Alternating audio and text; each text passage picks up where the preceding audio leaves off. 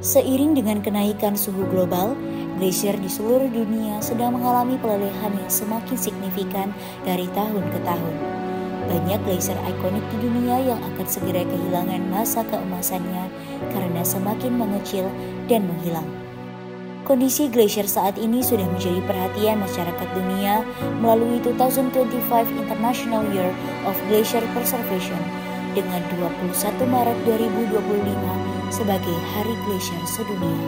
Bertujuan untuk menyadarkan masyarakat secara global akan peran penting glasier, salju, dan es dalam sistem iklim hidrologi bumi yang akan berdampak langsung terhadap ekonomi, sosial, budaya, dan lingkungan secara global.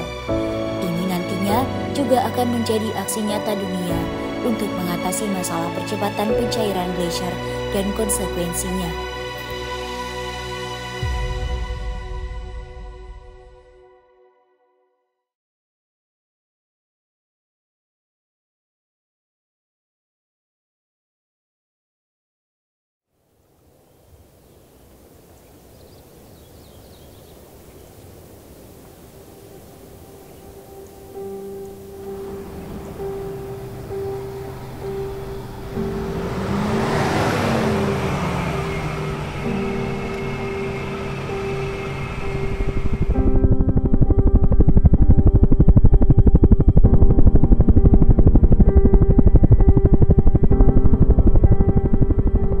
BMKG bekerja sama dengan PT Freeport Indonesia sudah memulai penelitian terkait dengan glasier di Papua itu sejak 2010 ya. Nah kemudian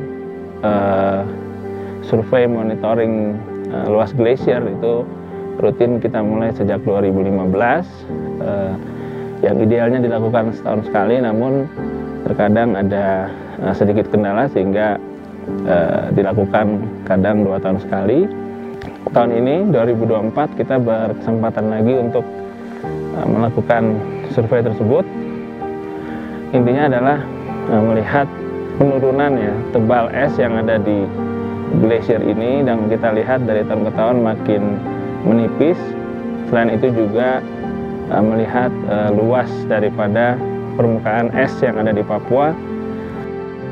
Yang kita ketahui di tahun 2022 itu sekitar 0,23 km persegi, dan ini di tahun 2024 data terakhir yang kita miliki sudah berkurang lagi sekitar 0,11 atau sampai 0,16 km persegi. Jadi terjadi penurunan yang cukup signifikan, hampir setengahnya, dan memang ini terus kita lakukan untuk bisa mendokumentasikan ya kepunahan daripada es yang ada di Papua, karena kita sudah dalam tahap yang sulit untuk mempertahankannya lagi.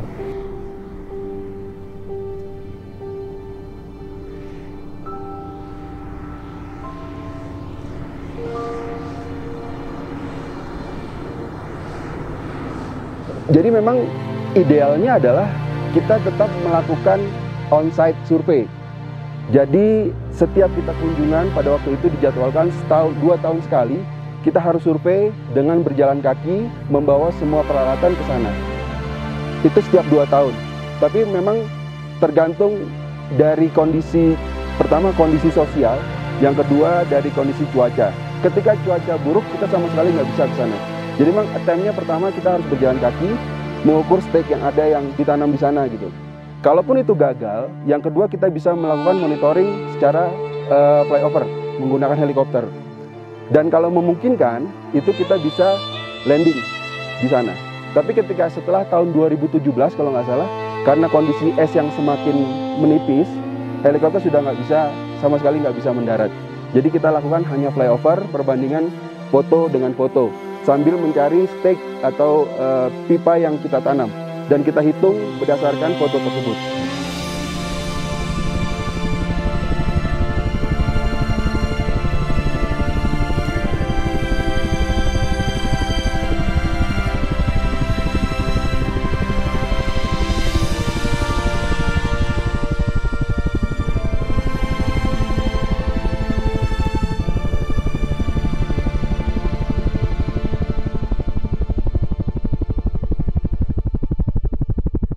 misi kita yaitu mengukur berapa pengurangan ketebalan glacier yang ada saat itu. Nah, setelah landing itu kami hanya diberi waktu sekitar 5 menit untuk mencari stake-nya, kemudian mengukur berapa stake atau tongkat yang ditanam di glacier itu yang sudah tersingkap.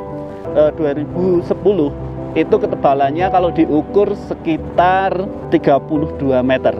November 2015 sampai Mei 2016 itu tersingkap sekitar 5,6 meter waktu itu ya.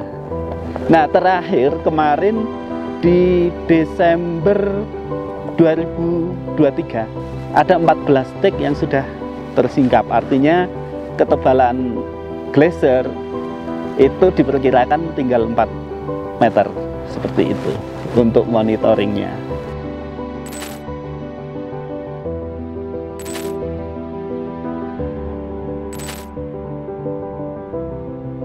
Jujur sedih. Jadi memang ketika pertama kali kita kesini 2010, es yang ada di puncak Sudirman itu ada 3 bagian ya. Pada saat itu masih menyatu dan itu cukup luas. Kemudian setelah tahun 2015 itu dari 3 tempat tersebut itu sudah mulai terpisah gitu, dan memang sudah masif peluruhannya.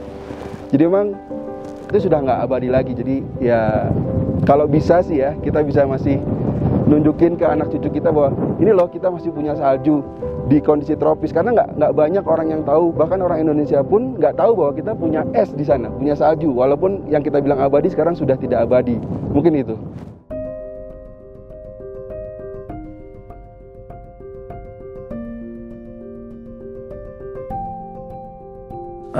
Sebagai orang Papua, ternyata sampai dengan saat ini saya melihat bahwa semakin menyusut dan mulai mengecil, mungkin akan hilang ya. Jadi saya berpikir bahwa ternyata di dunia itu tidak ada yang abadi. Jadi memang benar bahwa tidak ada yang abadi di dunia. Glacier kita juga yang kita banggakan ya sebagai orang Indonesia. Salah satu yang unik yang ada di Indonesia adalah glacier ini karena berada di daerah tropikal.